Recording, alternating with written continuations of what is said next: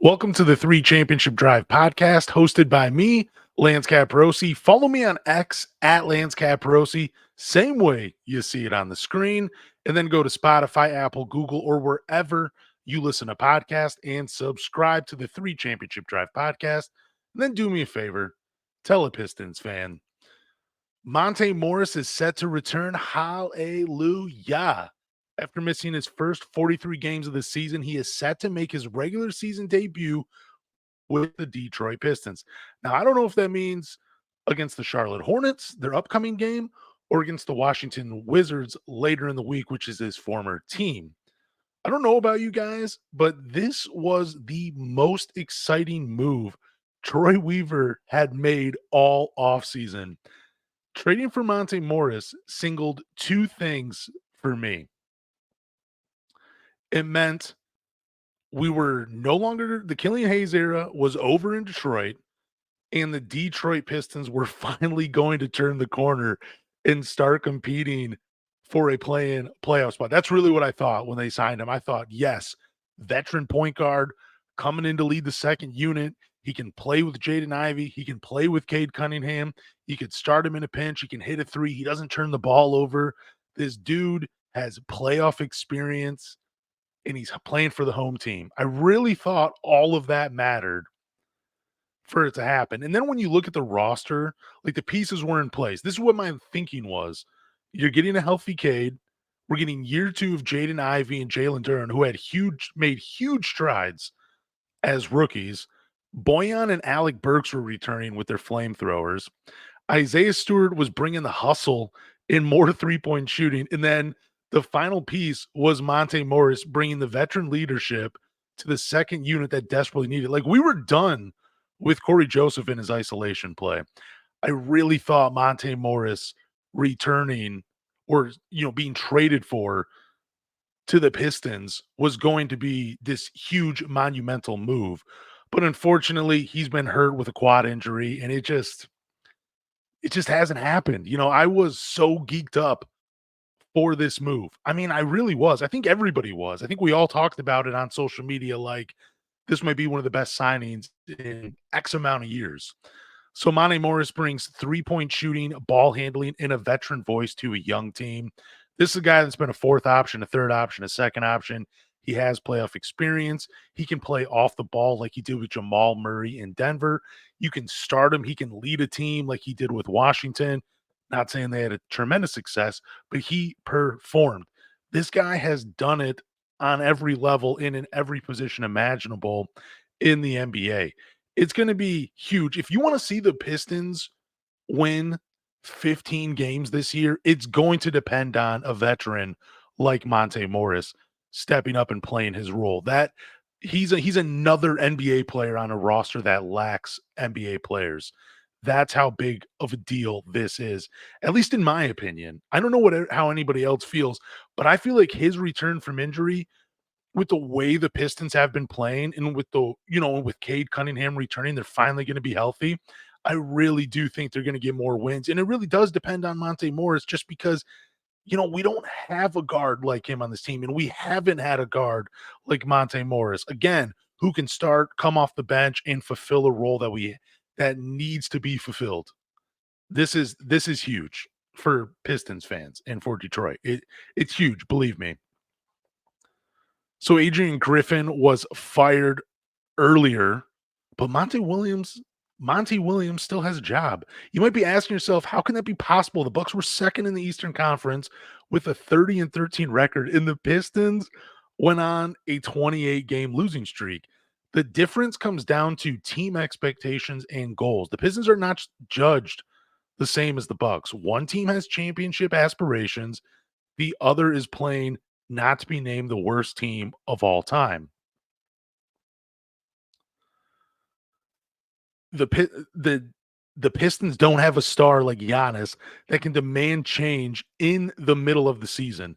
That's what you get when you have a generational talent like Giannis. He's saying, look, this isn't working. I want to win a championship. That's what Milwaukee deserves. Our team is ready to compete, but the head coach, yeah, we're winning, but we're not doing the things that make us a championship team. That's what you get with the Giannis. The Pistons do not have that. I don't believe Monty Williams will be fired this season because from the start of the year, it was finished. At this point, he's never had a healthy roster, which he's about to get back with Cade Cunningham and Monte Morris set to return. Let's just be honest, the roster lacks NBA talent. I mean, we were giving minutes to Isaiah Livers. James Wiseman was the backup center over Marvin Bagley. Killian Hayes continues to get starts on this team. And I think most Pistons fans would agree he doesn't look like an NBA player. He's not an NBA player. He's a third string point guard at best. So no coach would have found success with this team. I don't believe it. I don't believe you could have brought Greg Popovich in and or Eric Spoelstra or any other good NBA coach. They might have had 4 wins, but they weren't winning with this roster. It was never going to happen. I was a delusional Pistons fan at the beginning of the year. I thought, like what I had mentioned earlier in the podcast, the return of Cade, year 2 of Ivy and Duran, Burks and Boyan being back, Isaiah Stewart, Monte Morris. I really thought this was a 28-32 win team. I thought that was possible. And, you know, maybe it could have been. I'm still dreaming about it, but, this team just hasn't been healthy since the beginning of the year. What if Monty Williams had it probably still isn't 28-32, but we definitely got more than 4 wins if they had been healthy. I mean, this team went 2-1 in their first 3. They looked pretty good.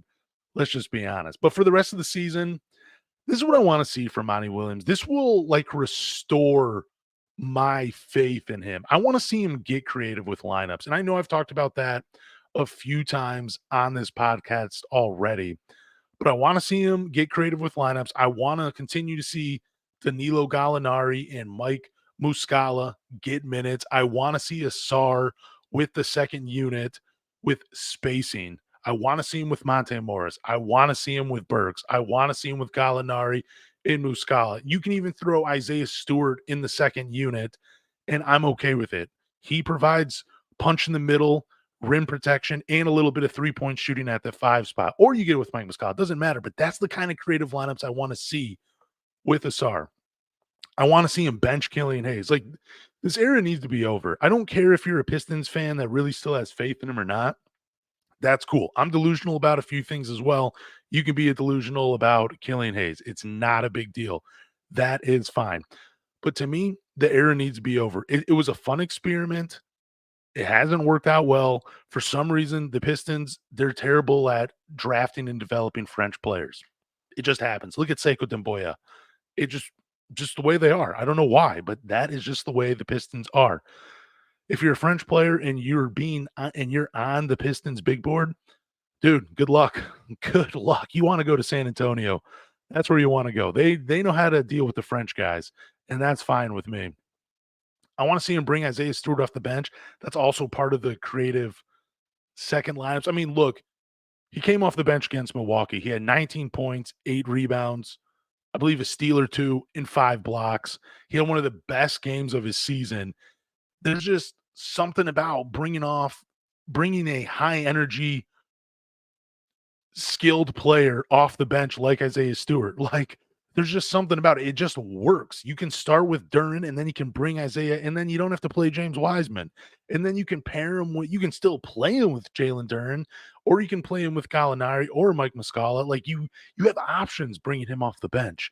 And then with the starting lineup, you can still have more offense and, get something going.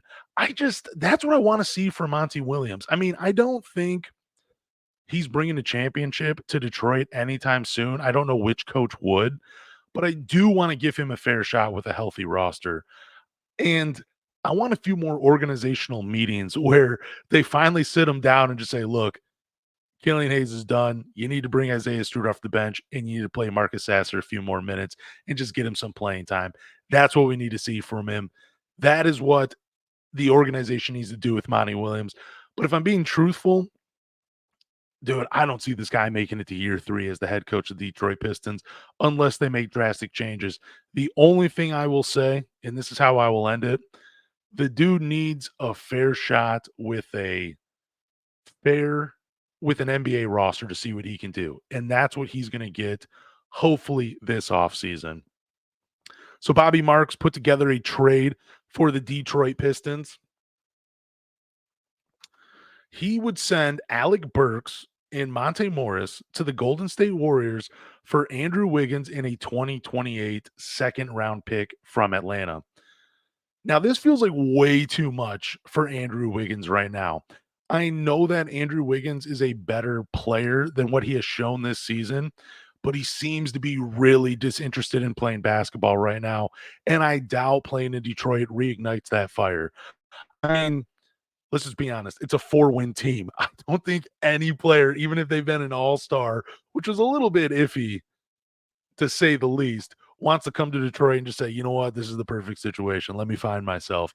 I don't know what he was going through, but I hope, it eventually gets better for Andrew Wiggins because I want to see this guy succeed. I'm a fan. I'm a fan of Maple Jordan. Let me just say it. Now, if Detroit did engage with Golden State for a trade like this, I would need to see both of Atlanta's second round picks and Moses Moody. Now, Jonathan Kuminga, there have been reports that his time in Golden State really hasn't been pleasant just because, I don't know, his lack of minutes in the fourth quarter and that Steve Kerr just doesn't seem to trust him late in games. I don't think Golden State's trading Jonathan Kuminga. Now, he's 21 like Moses Moody, but he's playing pretty good this year, averaging 14 points per game. And there have been some flashes of him this season where you're like, all right, this dude looks like a legitimate NBA player. There's no way they're trading Jonathan Kuminga to the Pistons for Alec Burks and Monte Morris. And I mean, I don't even really know how Alec Burks and Monte Morris fit in with Golden State. I know that they're probably, I have a feeling that they want Monte Morris just to kind of fill that Chris Paul role until he returns or unless they trade him. And then Alec Burks, I mean, the dude has a flamethrower, whatever, no matter what team he goes to, he's just going to get buckets. So I guess that's the fit. But like, it just seems like I don't know if this is really like a win-win for either team, just because Golden State, they have so many more issues than just scoring off the bench and a steady point guard to lead the second unit. There's more issues with that team than just those two things.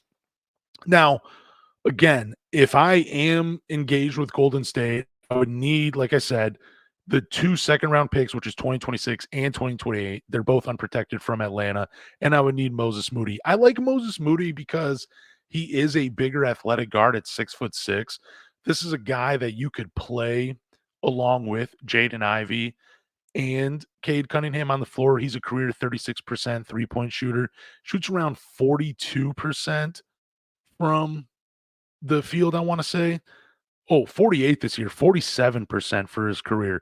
Now, he hasn't got a lot of playing time, but before he went down with the injury, he had 2 back-to-back games where he had 21 points each. Like, this guy, he can fill it up if given the opportunity. I would like Moses Moody for the Detroit Pistons. He's still on a rookie contract. He's still on his rookie contract, which is favorable, and it will come off the books when I believe Jaden Ivey and Jalen Duren are ready to resign. So you might have some questions there. But dude, it's also a guy that can come off the bench and perform. It is a gamble with Andrew Wiggins, and I would be lying to you guys if I said I wasn't at least interested. Because again, I know he has a down year. His contract really isn't the best. We're in the first year of 4 years where he's making 24. Next season, he'll make 26, 25, 26, he'll make 28. Then the 26-27 season, he has a player option for 30 million. And if he continues to play the way he's playing, he's opting in on that contract. But I do think Andrew Wiggins at some point will figure it out. Maybe not this season, but I do have a feeling he could figure it out in the next 3 years. I mean, we're talking about a guy for his career is averaging 19 points per game, 4 rebounds, 2 assists, shooting 45% from the field and 35% from 3, who also brings it defensively. He's a versatile on that end. He's very athletic, can finish at the rim. Like I said, he can shoot the 3-point. He can, create for others, and he doesn't have to be the star of the show. This is a guy that has thrived in that second, third option role as a stopper defensively. And he's only 28 years old. He will be 29 by the end of the season. but I do believe this is a guy that can still get it back on track. It's just that as we're Pistons fans, are we really willing to take that gamble with Andrew Wiggins, giving up Burks and Monte Morris? Where Monte Morris, he's still 28 and he fills an immediate need for the Pistons in that backup role. Alec Burks, I think even though he's playing phenomenal right now, it's just he's eventually expendable just because he's, in his 30s. He's a bit later. He's at the, going to the end of his career.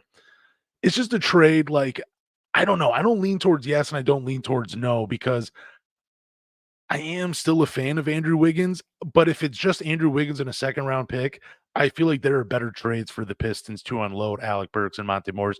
So I would have to pass for that. But if you're giving me Atlanta's 2 second round picks, Andrew Wiggins and Moses Moody, I think I would be all in on that because it would also create minutes for Marcus Sasser, but we would probably still see Killian Hayes minutes in Detroit, which is something I don't want to see. So I'm going to talk about this preview with the Charlotte Hornets coming up. Like how we always start, we got injury reports. So Cade Cunningham and Monte Morris, they are both probable for this game. I hope Cade Cunningham gets to play in this game because I want to see him go against LaMelo Ball. And I feel like we have not seen that a lot in their careers. It seems like one of these guys is always hurt. For the Hornets, Mark Williams is out, Gordon Hayward is out, Cody Martin and Nick Richardson are both questionable. So Charlotte's dealing with a lot of injuries, and this seems like a winnable game for the Pistons. Actually, some betting sites have them as the favorite. Even if Cade remains out, I feel like the Pistons can still win this game. The Hornets have won 2 of their last 3, and those 2 wins were by a total of 7 points. And if Minnesota was focused on winning the game instead of Karl Anthony Towns going for a career high, the Hornets would most likely be 1-2 in their last 3. The Hornets are 28th in scoring, 27th in rebounding, 24th in assists, 24th in scoring defense. They're also 24th in three-pointers made with 11.8. I actually thought the Pistons were higher in that because of the way Boyan and especially Burks have been shooting it, but they're actually lower. The Hornets are also 20th in three-point percentage at 35.9%. Now, if you compare it to the Pistons, they're 24th in scoring, 19th in rebounding, 14th in assists, 19th in three-pointers made, and 27th in three-point percentage. It's crazy to me that the Charlotte Hornets, with their point guard LaMelo Ball, are 24th in assist. I thought they would be more of the middle of the pack at least. I know he's been hurt for most of the season, but still, it just felt like, hey, this is LaMelo Ball. He just had 13 assists in his last game. I believe that's, close to what their average is on the season. It's crazy. So I expect a lot of scoring in this game and a lot of turnovers. This seems like it's going to be a fast-paced, sloppy game. And if Charlotte is without Nick Richards, which they were without him against the Minnesota Timberwolves, they still won. They're going to be forced to go small again with PJ Washington getting the start at the 5. Now that does bode well for Charlotte because then you're pulling Duren out of the paint, I should say, and you're creating lanes for LaMelo Ball, Brandon Miller, and Miles Bridges to get to the rim. Now they are without Terry Rozier because he was just traded to the Miami Heat, but I still feel like they have enough offense on this team to get it done. But if Nick Richardson's out and PJ Washington is starting at the 5, I expect Ivy to have a field day attacking the rim because I feel like he's done enough where him and Cade, there's going to be each of them are going to get opportunities to play on the ball in this game. The Pistons definitely have to start figuring that out.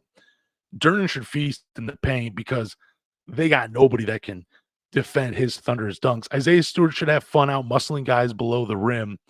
And yeah, I just don't know. Without Nick Richards, especially with Mark Williams already out, I just don't know if Charlotte really has the size to compete with the Pistons.